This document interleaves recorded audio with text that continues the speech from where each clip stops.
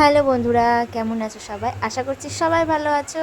আমরাও সবাই ভালো আছি। আর আমরা কিন্তু রেডি হয়ে যাচ্ছি একটা জায়গায়, একটা নেমন্তন্ন রয়েছে সেখানে। তো এই যে আমরা রেডি হয়ে বেরিয়ে গেছি, আর আমার শাশুড়ি ওই যে হাঁটছে। আমার শাশুড়ি কিন্তু যাবে না আমাদের সাথে। আমার শাশুড়ি মা হচ্ছে আমার ভাসুরের বাড়িতে চলে যাবে, সকালে এসেছিলো। তো আমরা রেডি হয়ে বেরিয়ে যাচ্ছি বলে উনিও চলে যাচ্ছে ওই বাড়িতে। তো আমরাও চলে এসেছি সেখানে, যেখানে আমাদের নেমন্তন্ন ছিল। এসে দেখি সব সবজি কাটাকুটি চলছে।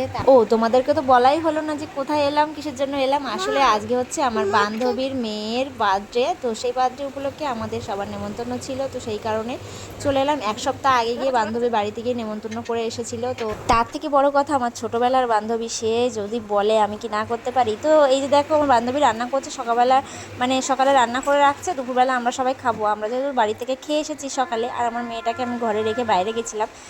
এখানে দেখো সমস্ত মশলা সব রেডি করা রয়েছে। আর রান্না করছে দেখো কে, আমার বর, তারপরে আমার বান্ধবীর দাদা বৌদি, ওরা রান্না করছে।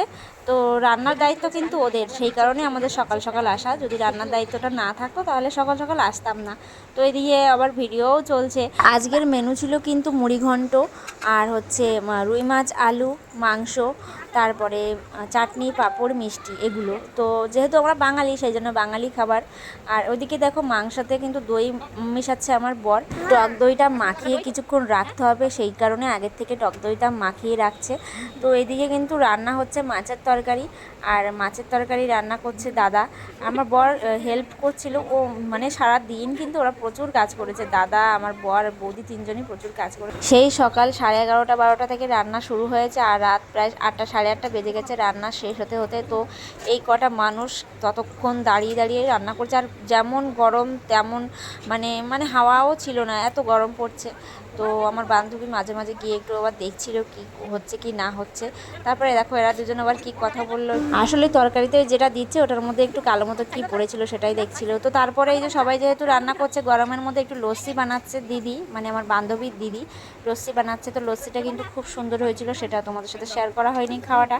তো লস্যি বানিয়ে সবাইকে দিকে দেখো দুই চাকনদার চাকছে তরকারি কেমন হয়েছে। তো দাদা কিন্তু গল্প দিচ্ছিল রান্না করতে করতে যে প্রধানমন্ত্রী নাকি দাদার রান্না খেয়ে প্রচুর প্রশংসা করেছিল। আর আমার বান্ধবী তখন বলছে যে হ্যাঁ, প্রধানমন্ত্রী তো তোর রান্না খেয়েছিল, আর সেই রান্না খেয়ে প্রধানমন্ত্রীর বউ পালিয়ে গেছিলো। এই সব উল্টোপাল্টা কথা চলছিল মজা করে। তো এদিকে দেখো 20 কিলো মাংস ম্যারিনেট করা হচ্ছে দই দিয়ে, টক দই দিয়ে। তখন তো দেখলে টক দই দিচ্ছে। কেমন লাগছে? কেমন লাগছে? কেমন লাগছে খেয়ে দেখি। খেয়ে দেখো। একটা মাছের পিস। তো তারপরে এদিকে দেখতে পাচ্ছ মাছ কিন্তু রান্না করা হয়েছে, আর তরকারিটা এভাবে তুলে রাখছে। অনেক বড় কড়াই তো ঢালা যাবে না, তো এইভাবে তুলে রাখছে।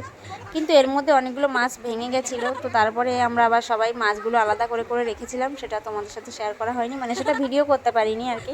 তো সবে তো মাছ রান্না হলো, এখনও অনেক রান্না বাকি। তো তারপরে এই যে রাত্রেবেলা চলে এলাম, প্রায় 9টা বাজে তখন। এই সময় হচ্ছে কেক কাটা হচ্ছে। কেক কাটার জন্য সব আয়োজন করা হয়ে গেছে। আর এই যে সবাই রেডি, এবার কেক কাটবে।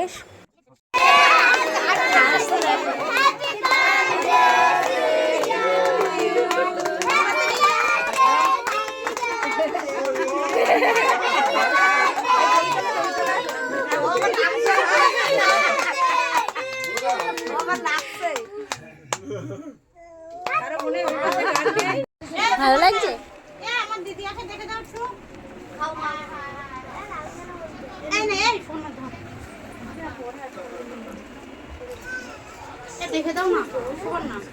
হুম।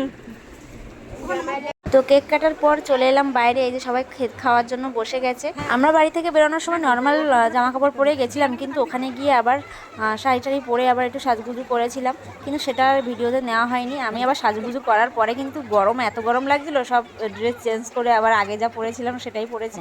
ভাত টাত খেয়ে নিলাম। তো খেয়ে আমাদের বাড়ি আসতে আসতে কিন্তু প্রায় 12টা বেজে গেছিলো।